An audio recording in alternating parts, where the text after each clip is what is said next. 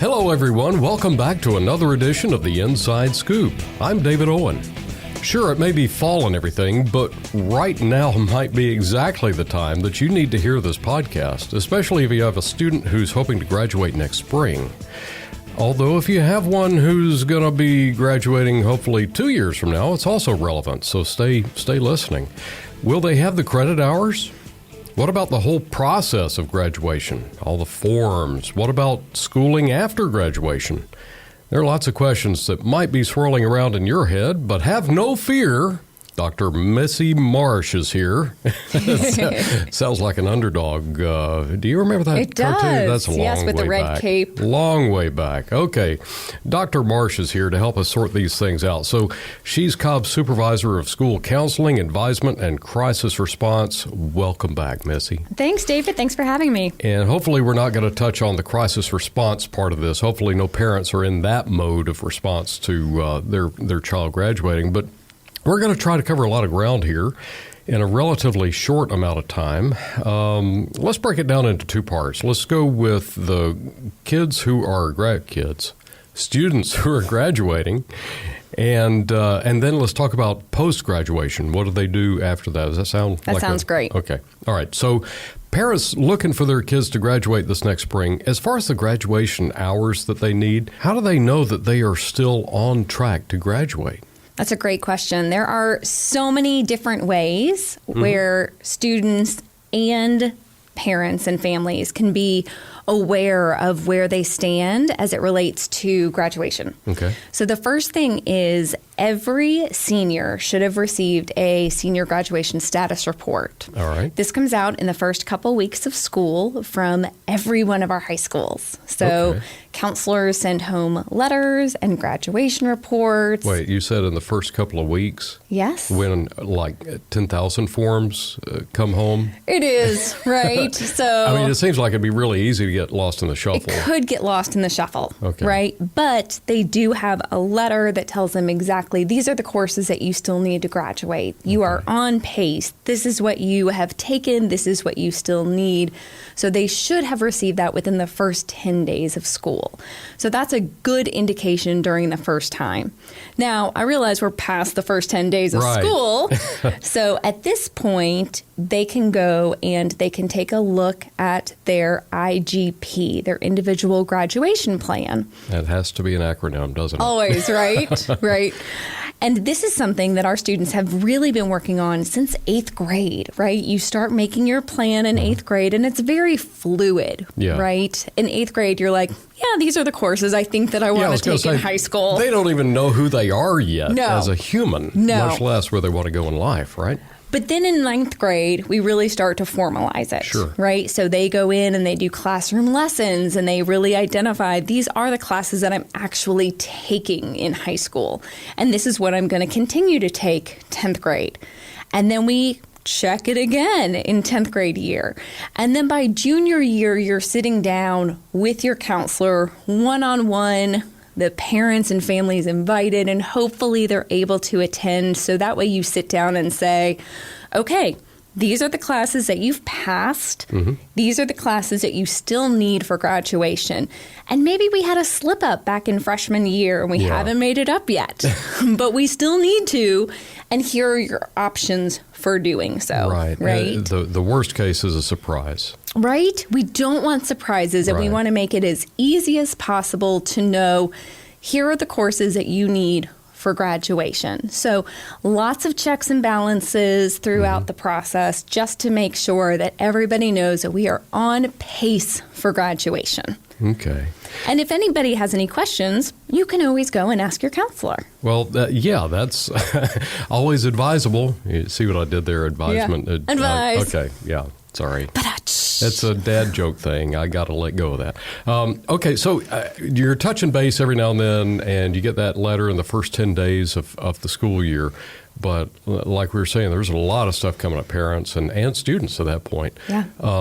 Is there a way for parents to be aware of these things if they miss the the letter? They don't recall getting it? Absolutely. So a lot of our counselors are really utilizing CTLS and sending things out through CTLS Parent, but also it's really important to be utilizing ParentVUE, right? Okay. And making sure that we are checking those grades, because everything is also, of course, pending those senior grades, right?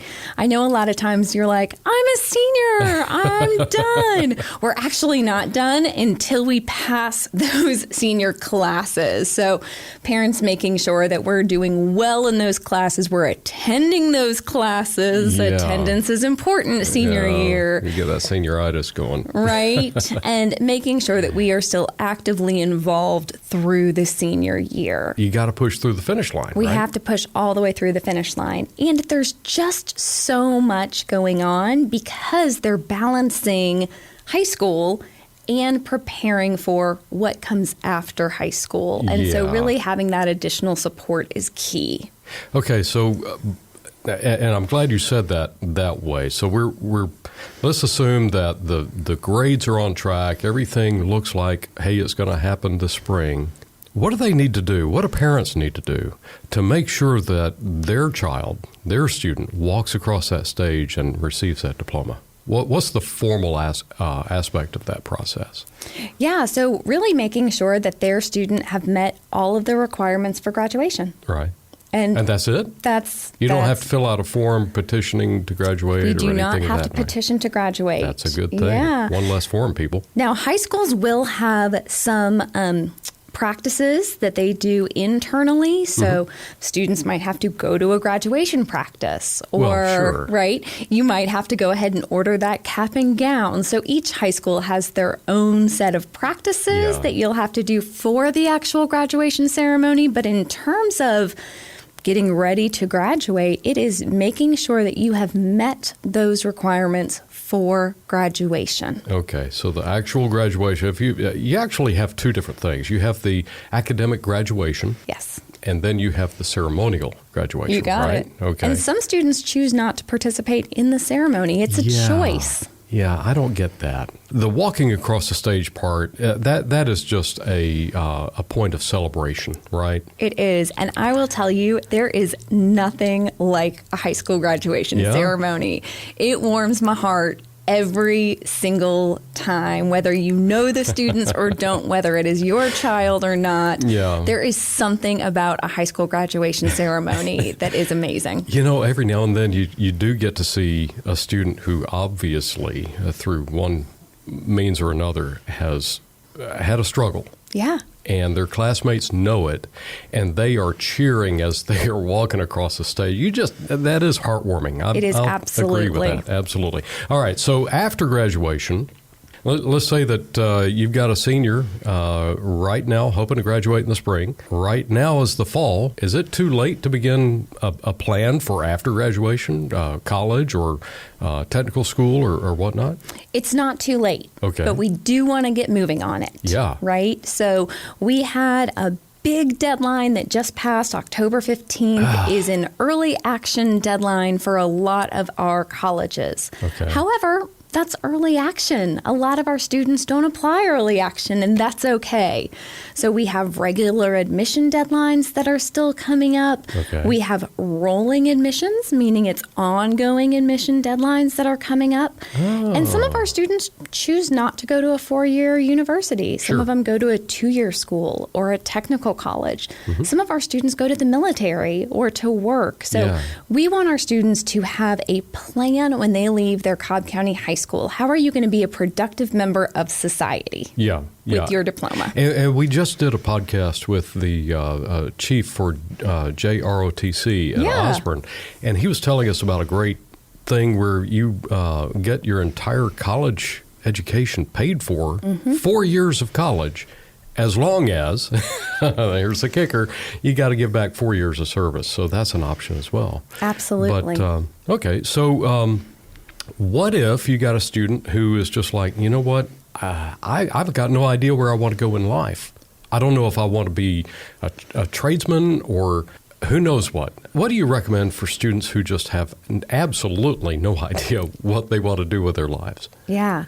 So at each school, we offer a lot of aptitude tests that they can do, really explore their strengths, explore their interests, really kind of see what are you looking at for after high school? You know, do you want to go straight to a college? Do you want to go straight to a technical school? And what do you think you want your career to be moving forward? And we can help students explore those options. Yeah. And if they really have no idea, I would start by doing some of those aptitudes if they haven't already done that, and explore and see, what do you think you want to do in the future? What are you good at? What do you like? And then what are some careers that pair with that? And then what kind of education is required for those careers? So kind of doing a little backwards design. Yeah, that's great. I think the education speak terminology is designed with the end in mind, right? Yeah. And that's not a bad thing. Having a 5-year plan is always a great thing in life. So what do you think about the idea of taking a year off? I've heard of some students being able to do that, either to go work for a while, maybe a retail sales counter somewhere, or to travel. You know, if you've got the means, being able to go see the world and experience that. Give us your 2 cents on that. There are pros and cons to both. Right? When you are already in the world of academia, it is easier to continue. Just a habit thing. Absolutely. If you're used to studying, if you're used to going to school, it is definitely easier to continue. But for some students and for some families, they need a break. And they are not at a place either mentally or maturity-wise to take that next step. And even sometimes financially, and they just need to take a year off, whether it is for work or whether it is for travel, and to experience the world in a different way. Sure. And so for those students, that could be a very viable option. Yeah. And sometimes, look, these students have been doing this for 13 years by the time they graduate. So, you know, there's no shame in saying, look, I need a break. And for what it's worth, you know, sometimes that can help build that hunger for education again, right? Absolutely. And again, we would ask those students and we would ask those families, and then what is your plan, right? So if you are going to take a gap year, are you going to be working, right? Are you going to be traveling? What is your plan so that you are still going to be a contributing member of society when you leave us? Planning is key. Yes. Okay. We just don't want you to leave and say, I don't know what I'm going to be doing. Sitting on the sofa in mom and dad's basement playing video games. That's not a great plan. No, that's not going to look good on the resume.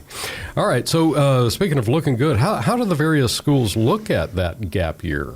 I mean, do they say shame on you, or do they say, okay, whatever? Again, they're going to look and see, what did you do with that year? Okay. Right? That's important? That is important. Wow. Absolutely.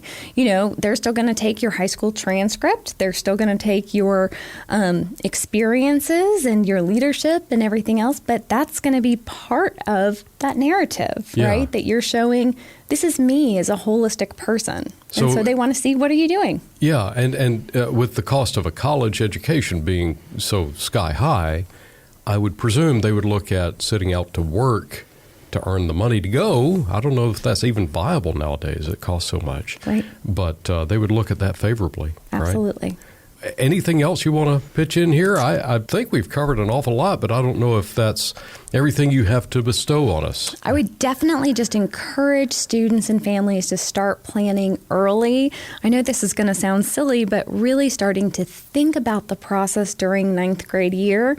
You don't have to know what you're going to be doing after graduation, but just start thinking about, again, what are those strengths? What are things that you like? What are those areas of interest? And start exploring 9th grade, then build upon it 10th grade year so that by junior year you can really start maybe doing some college visits or maybe going and exploring different career pathways, right? And so that way it's a little bit at a time instead of getting overwhelmed senior year. Then would you recommend that in their first 2 years, 9th and 10th grade, they focus on understanding their interests? Would that be a good way to? Absolutely. Okay. Absolutely. And that goes back to the aptitude test. It does. And we try to guide them through that in the counseling departments intentionally. So through classroom lessons, really making sure that students go and do that work. But there's always more, of course, that can be done just because of limited time. Yeah. And are there resources online that families might be able to turn to there help with are. that? Yeah, we have lots of resources through Naviance, which all of our students and our parents have access to, and so absolutely. Okay, and we'll be sure to drop these links in the show notes. Perfect. So that families can go there if they wish. Well, we've been listening to Dr. Missy Marsh. Missy, thank you so much for your insights. We love having you on here. Maybe that's going to relieve some stress for some of the families who are currently looking at that graduation coming faster than you ever thought. So if you found this podcast helpful to you, make sure you follow, subscribe, like, share, all the things, and that way you don't miss out on future podcasts. Also, just want to tell you, thank you so much. We really appreciate you as an audience, and if you have an interest in letting us know about a topic that you'd like to hear discussed, be sure to visit the show notes, and the link there will give you the opportunity to tell us a little bit more about what you'd like to hear. We always like getting that feedback. Thanks for listening to this edition of The Inside Scoop, a podcast produced by the Cobb County School District.